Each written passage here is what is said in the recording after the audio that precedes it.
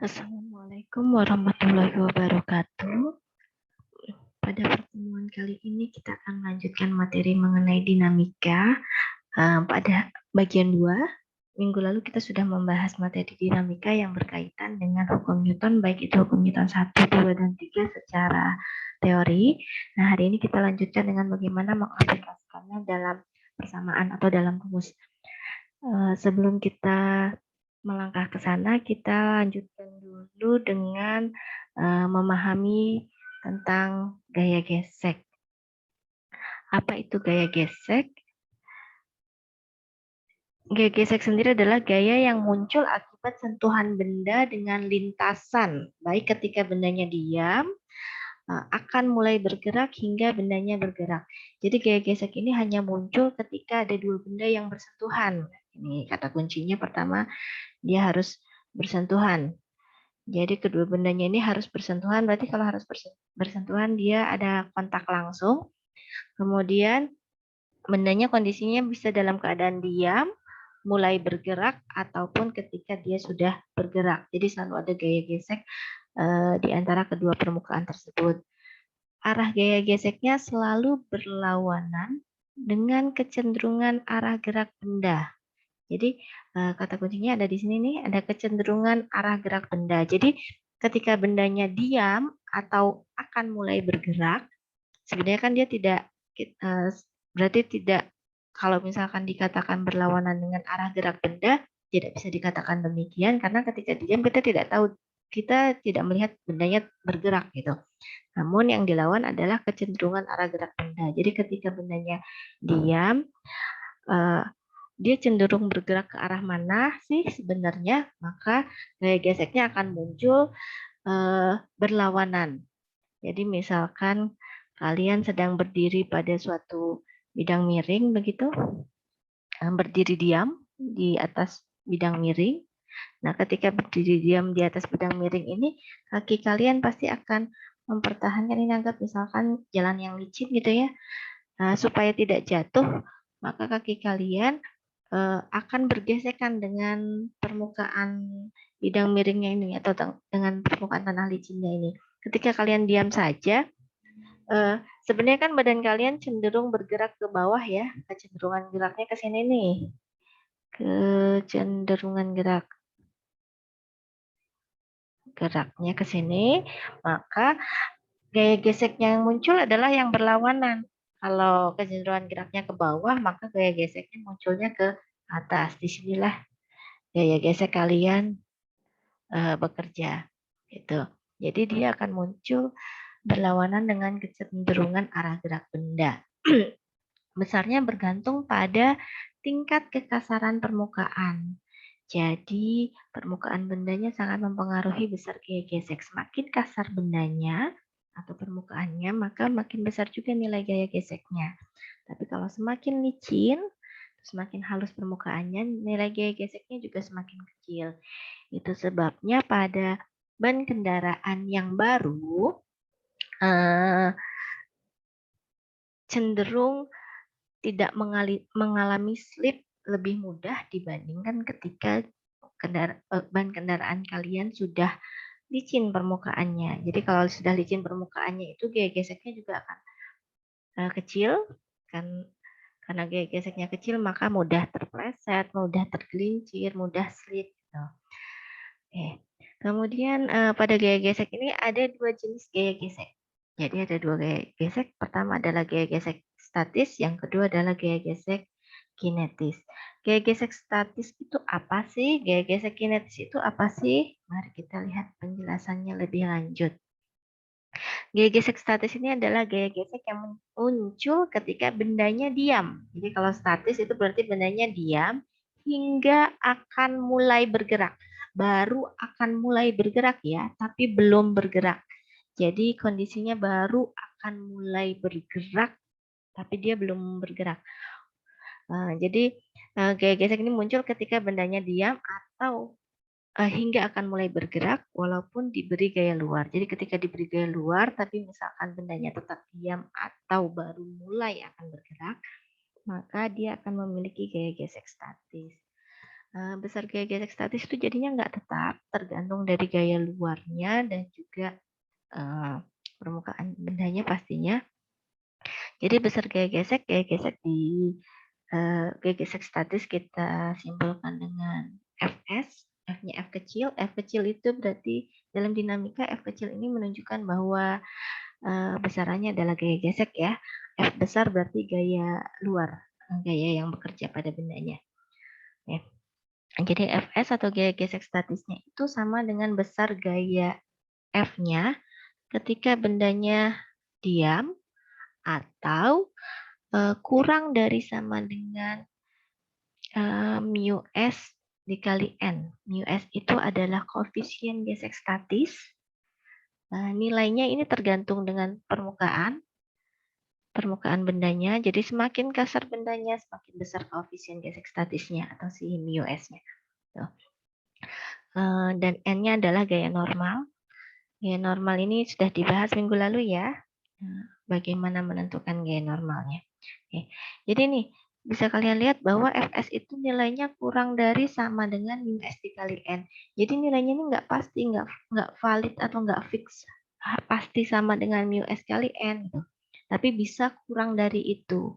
Gitu. Jadi si mu S dikali N-nya ini Fs itu akan sama dengan mu S dikali N ketika Fs ini sudah maksimum. Jadi Fs maksimumnya adalah mu S dikali N, tapi gaya gesek statisnya bisa kurang dari ini. Ya, makanya ditulis kurang dari sama dengan. Oke. Untuk bisa bergerak, suatu benda harus memiliki gaya luar yang lebih besar dari gaya gesek statisnya. Oke.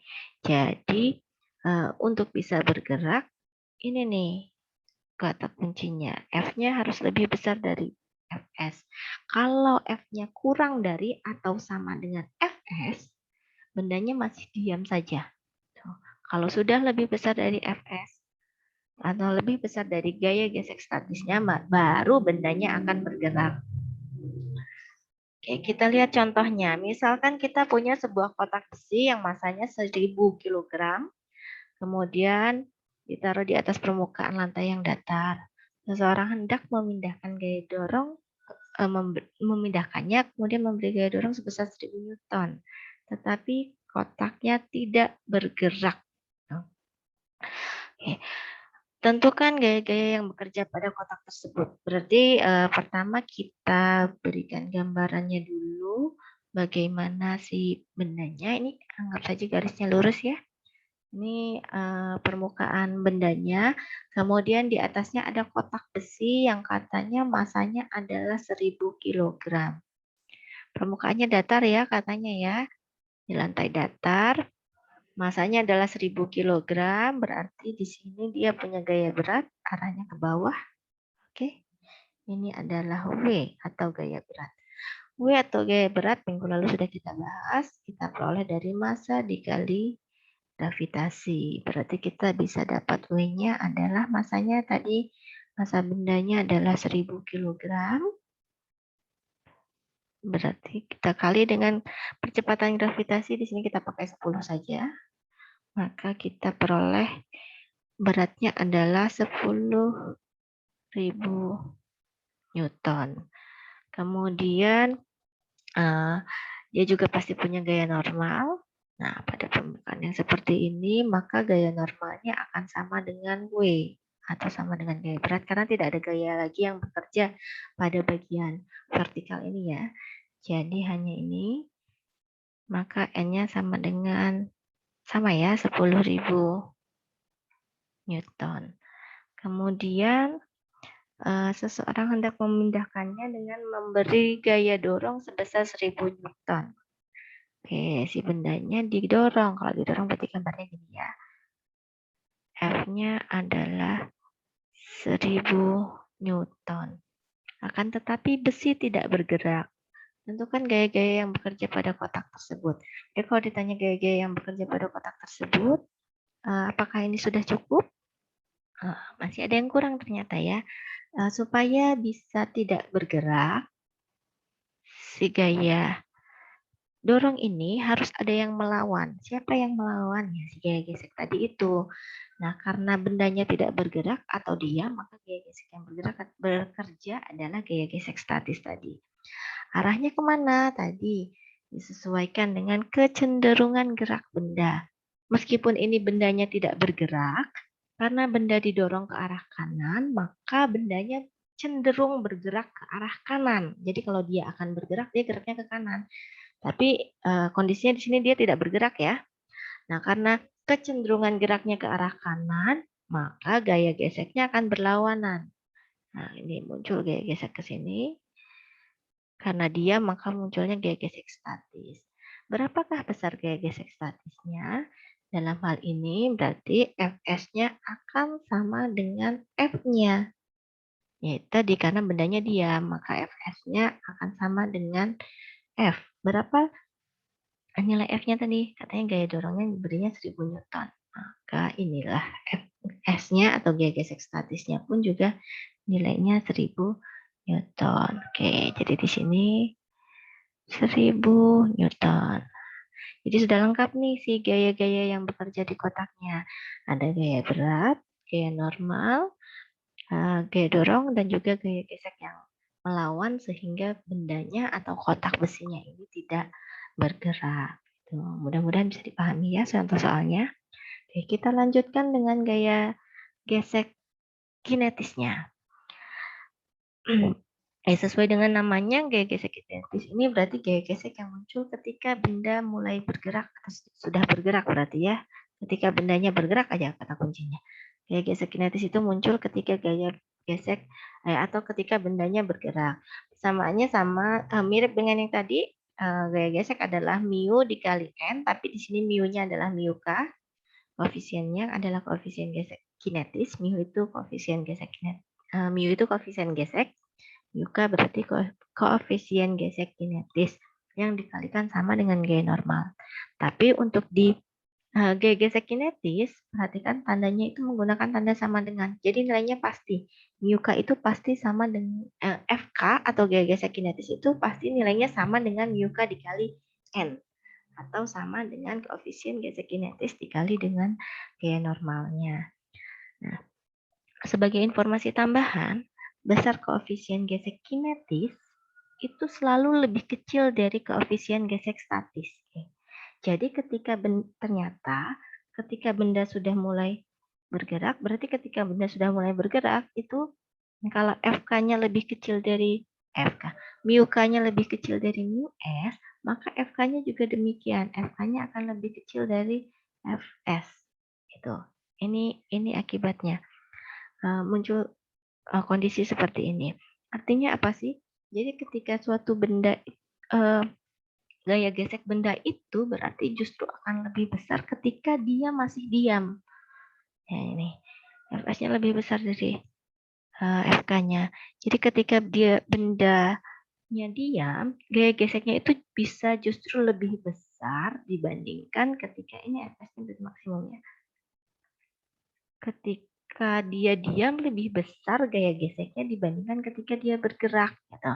Jadi ketika kalian mau memindahkan sesuatu dan mendorongnya, yang paling berat itu adalah ketika akan mulai mendorongnya. Kalau sudah bergerak bendanya, terasa lebih mudah dibandingkan ketika baru akan mulai bergerak itu. Jadi kalau misalkan kita kaitkan sama kehidupan kita nih, ketika kita mau melakukan sesuatu apapun itu yang biasanya sesuatu yang positif, misalkan kita mau mulai belajar atau mau mulai mengerjakan tugas atau mau mulai kebiasaan baru yang lebih baik, misalkan mulai bangun pagi atau mulai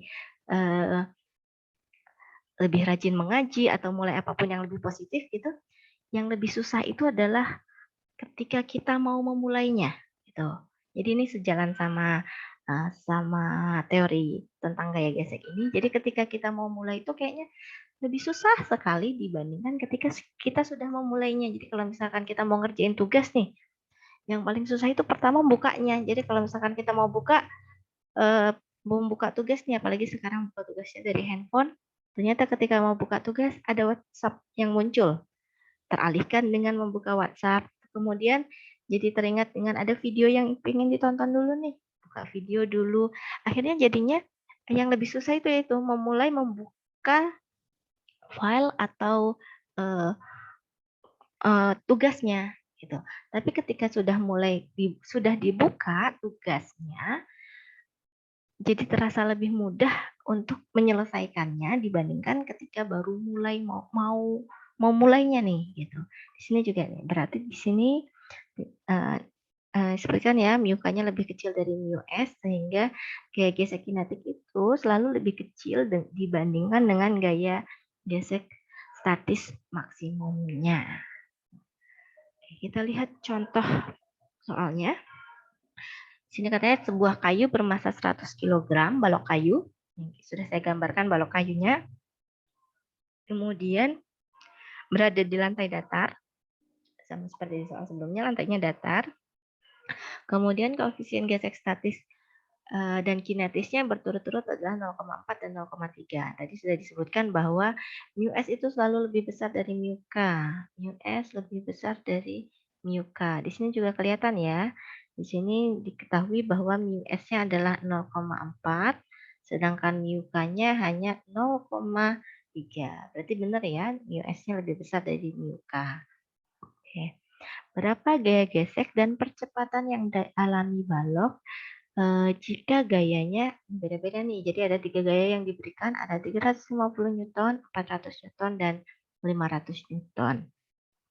Oke, kita lihat kasus dulu bendanya ini baloknya, kemudian diberi punya massa 100 kg, berarti dalam hal ini kita bisa nyari W-nya. W-nya berarti massa dikali gravitasi. Gravitasinya pakai 10. 100 dikali 10, maka kita tahu bahwa beratnya adalah 1000 Newton.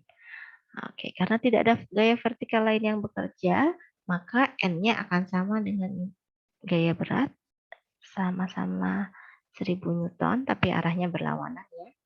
Kemudian di sini ada gaya gesek, di sini ditarik oleh gaya luar. Gaya luarnya nanti macam-macam nih, ada 350, 400, dan 500. Oke.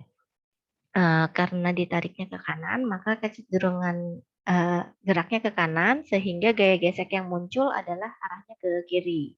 Saya gambarkan di sini gaya geseknya masih F aja nih ya, karena kita nggak tahu dia akan menggunakan gaya gesek kinetis atau statis. Oke. Kemudian yang ditanya berapa gaya gesek dan percepatan yang dialami balok jika A gayanya adalah 350 Newton. Jadi kalau A itu F-nya katanya 350 Newton. Oke, kita cek dulu deh sebenarnya berapa sih gaya gesek statis maksimum yang bisa dimilikinya. Fs maksimum. Fx maksimumnya itu adalah μs dikali dengan N-nya atau gaya normal. μs-nya itu adalah 0,4 dikali dengan gaya normalnya. Gaya normalnya di sini kita sudah peroleh 1000 Newton. Oke, 0,4 dikali 1000 berarti kita dapat 400 Newton. Oke, kita tahu bahwa gaya gesek maksimumnya adalah 400 Newton. Tapi gaya yang diberikan hanya 350 Newton. Jadi ini ke sini ke kanannya cuma 350 nih. Ke kirinya 400. Apakah itu mungkin? Nah, tidak mungkin ya. Jadi gaya gesek ini kan gaya gesek maksimum. Jadi gaya gesek itu hanya akan diberikan sebesar gaya yang bekerjanya saja ketika bendanya diam. Kalau gaya yang bekerjanya adalah 300, maka Fs-nya juga sama. Jadi Fs yang bekerja di soal A ini besarnya sama dengan F. Artinya hanya 350 Newton juga. Jadi kalau ditanya berapa gaya geseknya, 350 Newton. Dan berapa percepatannya? Karena bendanya diam, maka percepatan atau A-nya itu sama dengan 0. Oke.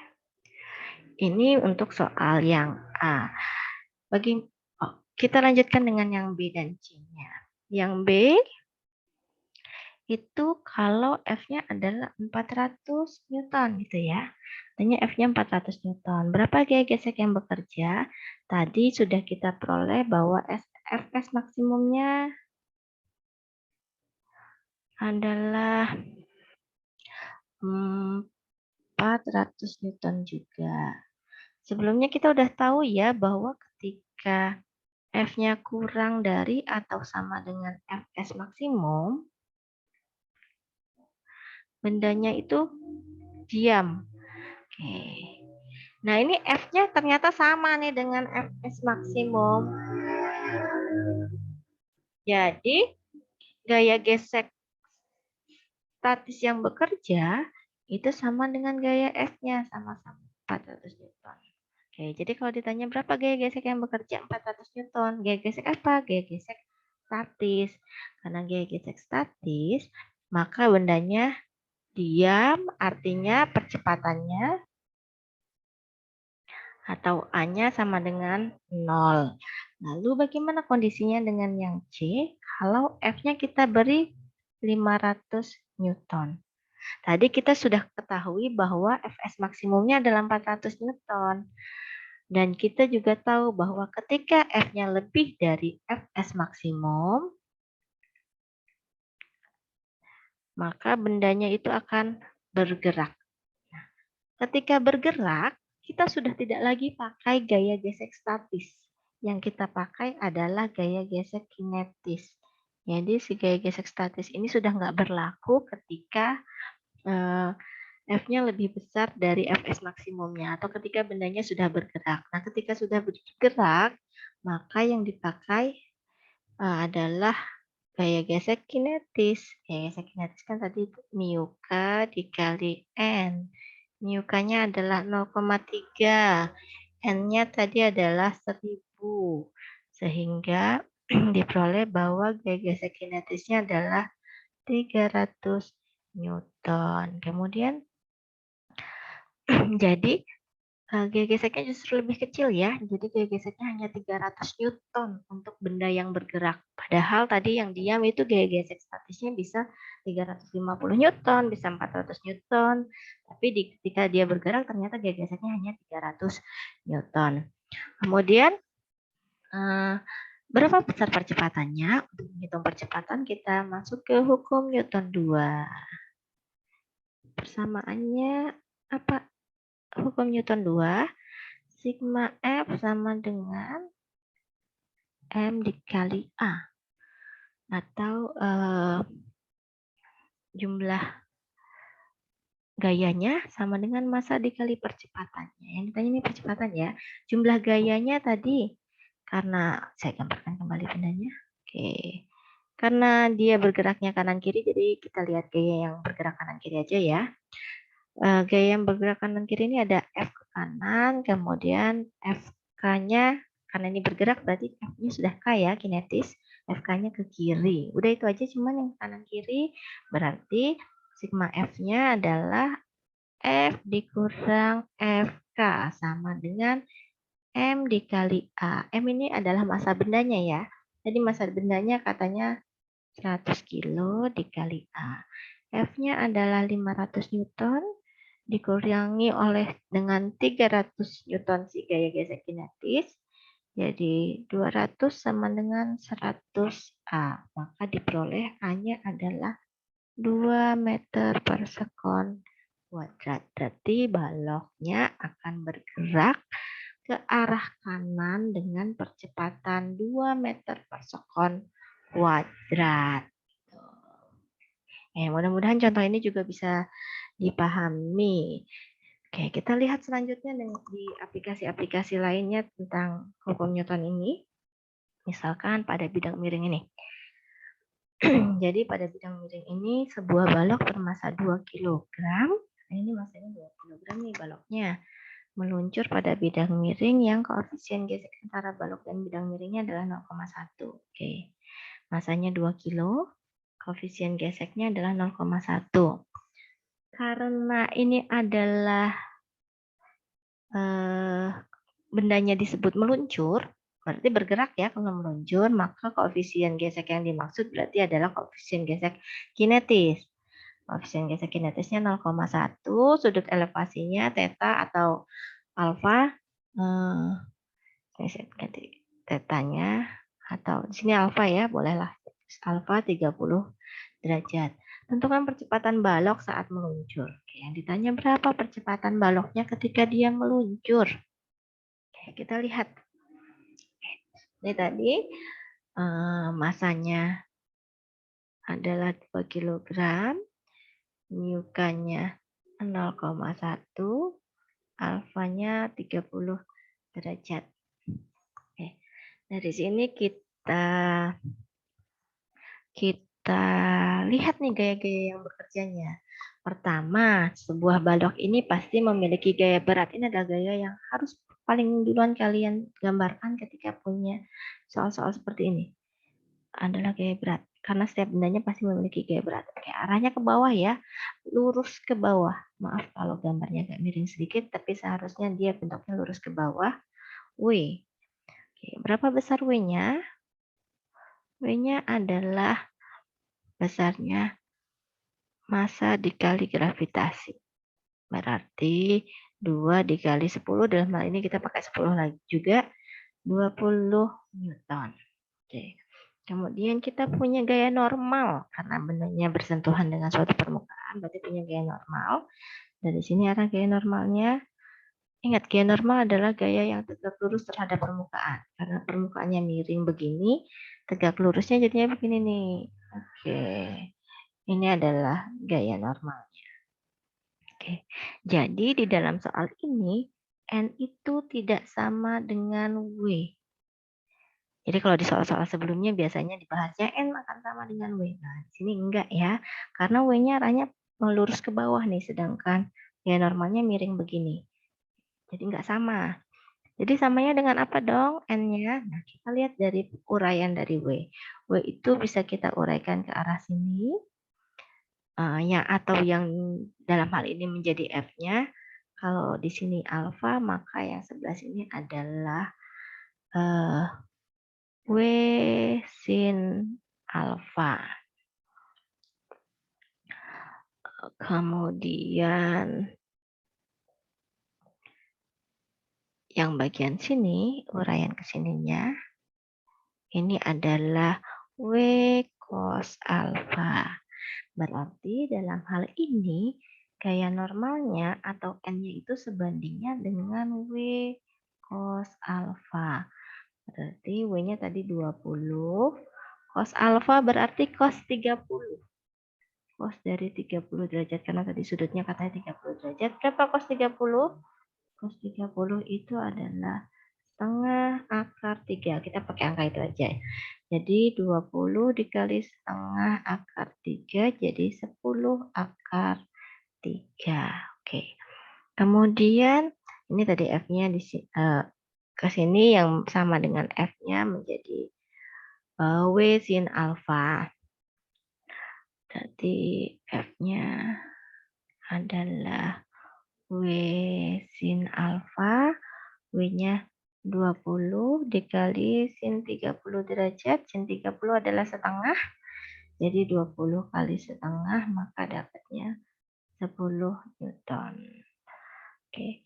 Kemudian pasti punya gaya gesek dong ya. Tadi katanya punya koefisien gesek, berarti permukaannya tidak licin. Artinya dia punya gaya gesek yang berlawanan kecenderungan gerak benda. Ya, karena katanya bendanya meluncur, berarti geraknya ke bawah. Kalau geraknya ke bawah, berarti gaya geseknya arahnya ke atas. Ini FK-nya. FK nilainya adalah mu K dikali N. Mu K-nya berapa tadi? Mu K-nya adalah 0,1. N-nya yang ini berarti 10 akar 3. Berarti 0,1 kali 10 itu 1. Berarti hasilnya hanya akar 3 Newton. Berapa besar gaya?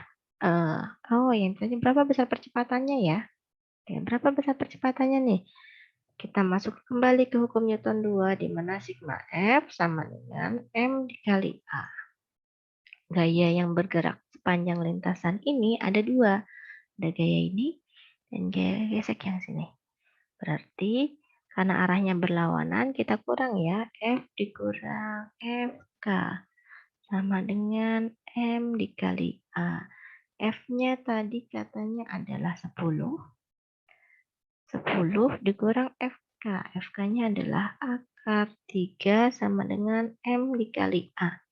Masanya adalah 2 kilo. A-nya ini yang ditanya. Berarti A sama dengan 10 dikurang akar 3 dibagi 2. Berapakah ini? Silahkan kalian hitung. Berapa akar 3-nya sehingga bisa didapat 10 kurang akar 3-nya dibagi 2 itu hasilnya berapa? Berarti inilah percepatannya. Jadi beginilah besar percepatan luncur si baloknya ketika meluncur. Nah, silakan dihitung ya berapa 10 dikurang akar 3 ini. Berapa sih nilai akar 3 itu nggak sampai 2 kayak 1 komaan. Oke.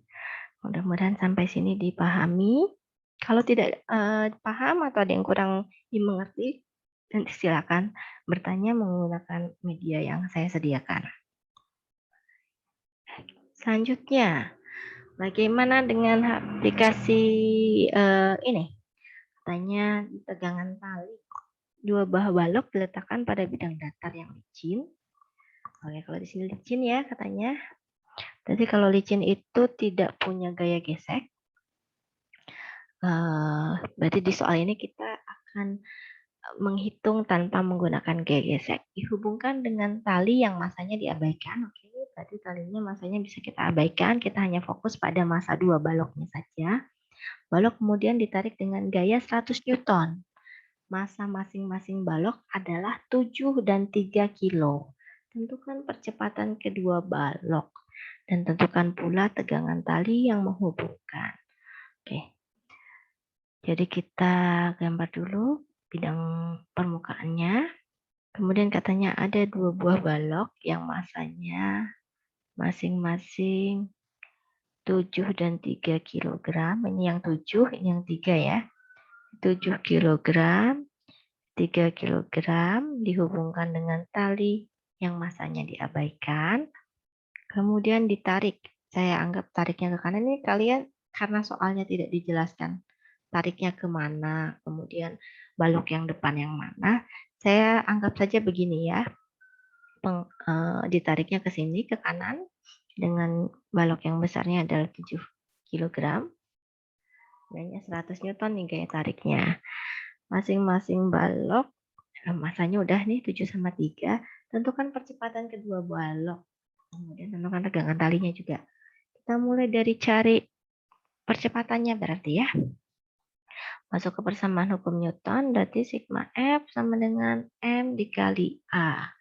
Nah, karena di dalam hal ini tidak ada gaya gesek, tadi hanya ada satu yang bekerja nih gayanya. Hanya ini aja, hanya si F aja. Berarti langsung F-nya sama dengan, oh ya, sigma M. M-nya ini adalah M total ya, berarti ya. M total dikali A, berarti di sini M1 ditambah M2 dikali A. Gaya yang bekerjanya berarti si 100 ini. Karena nggak ada gaya lain ya di arah kanan kirinya. Tadi si bidang datarnya licin, jadi nggak ada gaya gesek. 7 ditambah 3 dikali dengan A. 7 tambah 3, 10 ya. Jadi A-nya sama dengan 100 dibagi 10. Maka diperolehlah 10 meter per sekon kuadrat. Cukup ngebut ya. Baloknya meluncur dengan percepatan 10 meter per sekon kuadrat nih katanya. Kemudian ditanya tentukan pula tegangan tali yang menghubungkannya. Nah, kalau yang ditanya adalah tegangan tali yang menghubungkan, kita bisa menghitungnya dengan melihat satu-satu nih.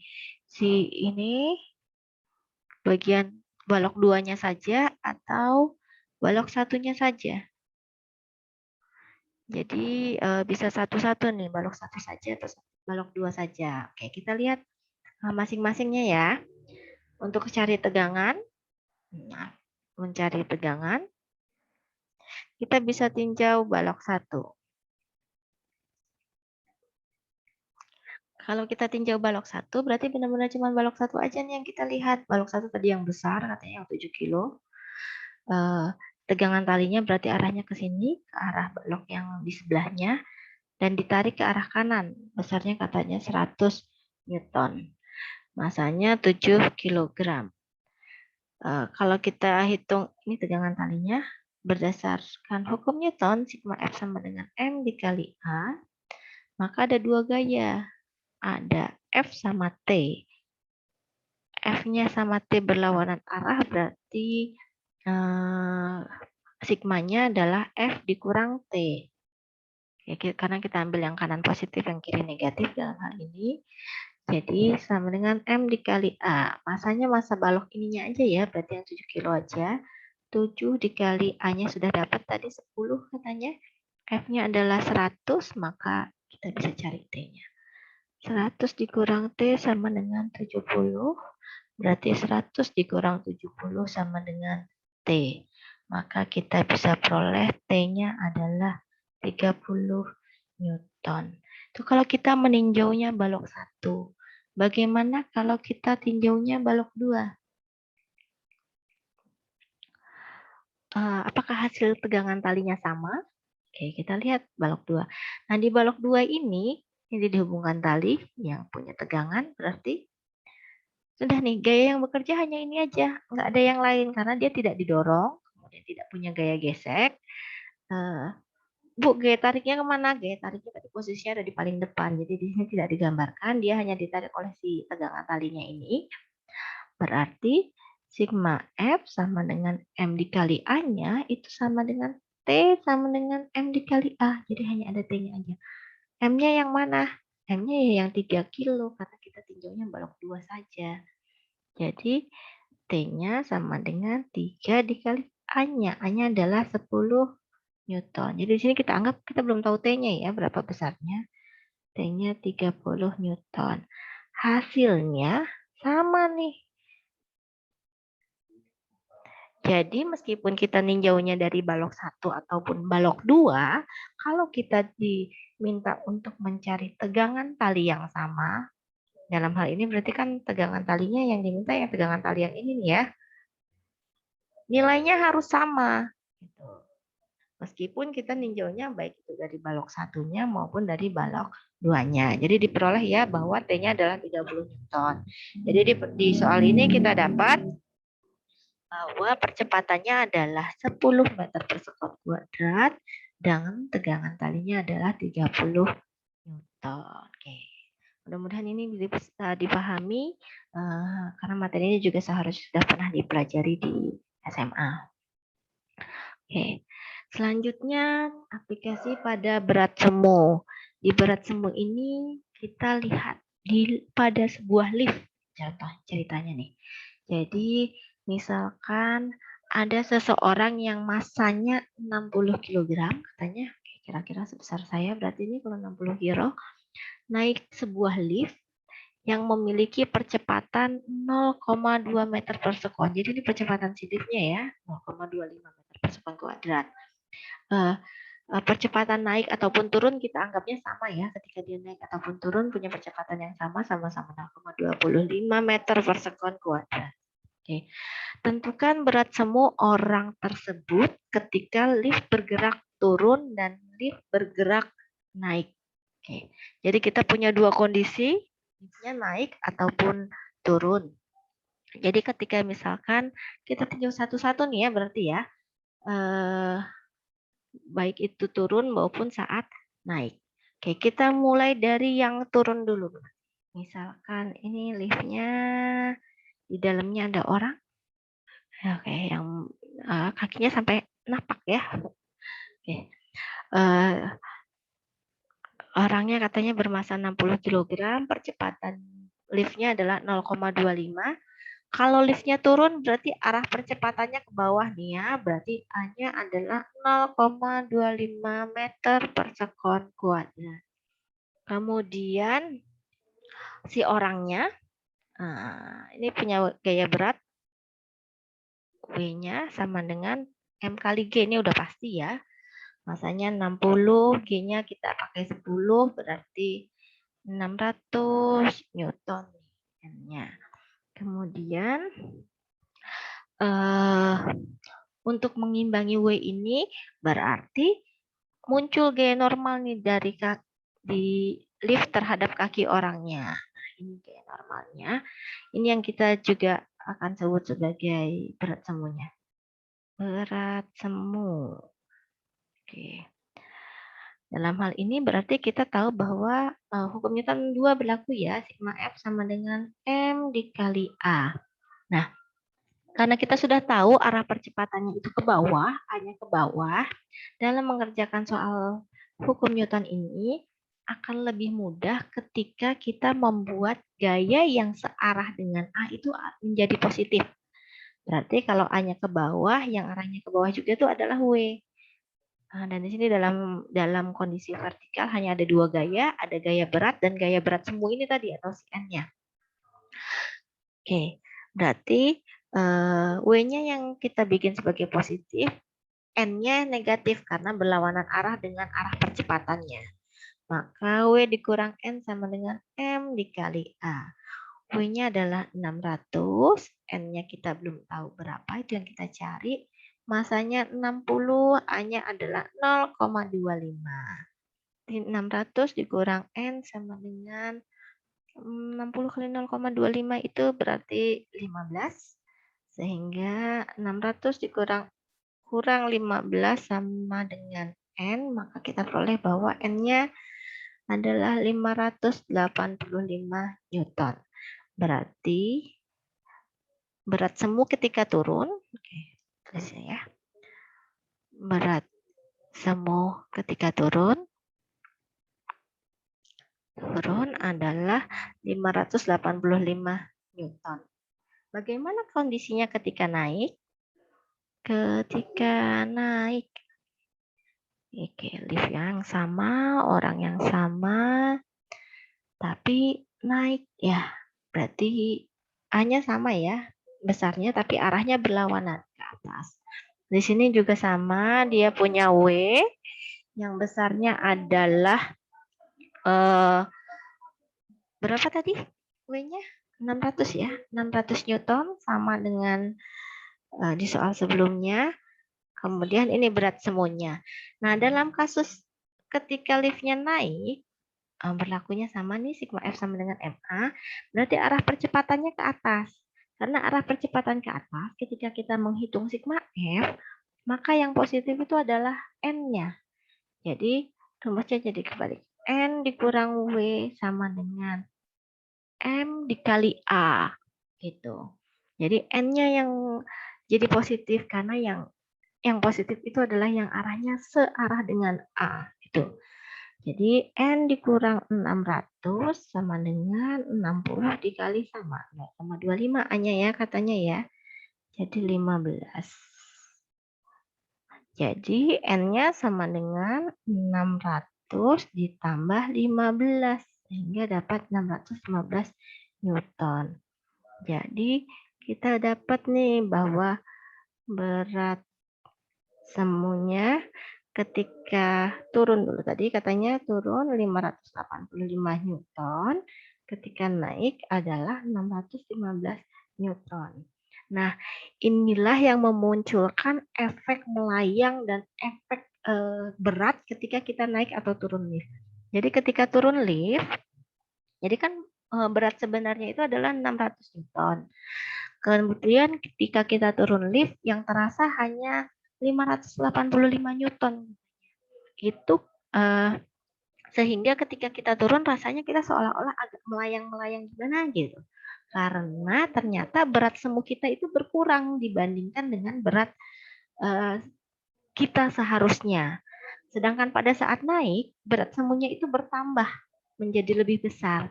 Itu yang menyebabkan ketika naik kesannya atau terasanya kaki kita tuh sangat terdesak atau terdorong sekali ke lantai gitu. Ini hanya dengan lift yang punya percepatan 0,5 meter per sekon kuadrat ya. Bayangkan ketika dia percepatannya lebih besar lagi, maka berat semunya juga akan jadi lebih kecil. Begitu juga berat semu turunnya akan jadi lebih kecil dan berat semu naiknya juga jadi jauh lebih besar. Oke.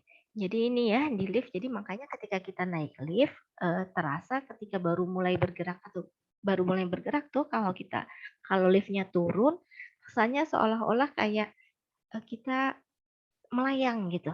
Karena ya itu berat semuanya berkurang, sedangkan ketika naik, kesannya seperti kaki kita tuh sangat menjejakkan sekali ke lantainya gitu, karena berat semu kita juga naik, gitu. Terus kalau misalkan tanya, "Bu, tapi kalau misalkan liftnya sudah bergerak, nggak terlalu terasa, Bu, seperti itu?" Nah, berarti lift ketika sudah bergerak, si lift itu bergerak dengan kecepatan konstan. Tuh. Jadi kalau dia bergeraknya dengan kecepatan konstan, ya berat berat kita akan tetap aja nih, tetap di berat yang seharusnya. Berarti kalau tadi 600 ya tetap 600 gitu. Tapi ketika baru mulai akan bergerak itu, dia kan pasti punya percepatan, makanya dia akan berpengaruh pada uh, berat semuanya. Gitu. Mudah-mudahan dipahami juga nih materi yang ini tentang berat semu di lift. Oke. Itu contoh-contoh soalnya udah cukup banyak ya, saya berikan contoh soal. Maka sekarang tinggal kalian bagaimana mengembangkan dengan mengerjakan tugasnya. Ada 3 soal yang bisa saya berikan pada pertemuan hari ini. Oke, 3 soal ini. Silakan kalian lihat soalnya. Kita mulai dari soal pertama dulu ya. Ini soal pertamanya ada 2 balok. Masanya yang di atas ini 5 kg katanya. Ini 5 kilo. Yang di bawah adalah 3 kilogram. Dihubungkan dengan tali ringan, jadi masa talinya diabaikan. Terus yang ditanyanya ada 2. Pertama, berapa koefisien gesek statis minimumnya supaya si kotaknya ini dua-duanya diam, nggak bergerak sama sekali. Kemudian, kalau misalkan koefisien gesek kinetisnya 0,4 dan kotaknya bergerak, berapa sih tegangan tali sama percepatan kotaknya gitu. Nah, ini soal pertama yang dicari. Yang kedua, misalkan kita punya balok ditekan di dinding dengan gaya horizontal, jadinya dia diam. Jadi kita punya balok, terus kita tekan nih ke dinding. Tekan di dinding itu berarti permukaannya bawahnya nggak ada apa-apa ya. Cuman neken gitu aja, kayak kalian kalau mau menghapus papan tulis gitu, kalian tekan menghapusnya ke papan tulis. Nah, itu. Jadi ditekan ke dinding, kemudian dikasih gaya horizontal katanya 100 Newton, suruh nentukan berapa gaya geseknya yang dikerjakan oleh dinding sama baloknya. Kemudian gaya gesek statiknya misalkan 0,6 koefisien geseknya, berapa gaya minimum yang bisa dikasih supaya baloknya nggak jatuh gitu. Kemudian yang ketiga, soalnya bisa kalian baca sendiri juga. Nah, 3 soal ini silahkan kalian kerjakan. Link pengumpulannya nanti akan saya berikan melalui media diskusi kita. Diskusi juga bisa dilaksanakan di sana selama jam perkuliahan ini. Jadi, silakan bertanya apapun mengenai materi ini melalui grup diskusi. Akan kita bahas di grup diskusi tersebut. Silakan disimak dengan baik-baik videonya. Kemudian bertanyalah bagian mana yang tidak kalian pahami. Setelah itu, silahkan dikerjakan tugasnya dan dikumpulkan melalui link yang saya berikan dengan tepat waktu. Oke, saya akhiri pertemuan hari ini. Kurang lebihnya saya mohon maaf. Assalamualaikum warahmatullahi wabarakatuh.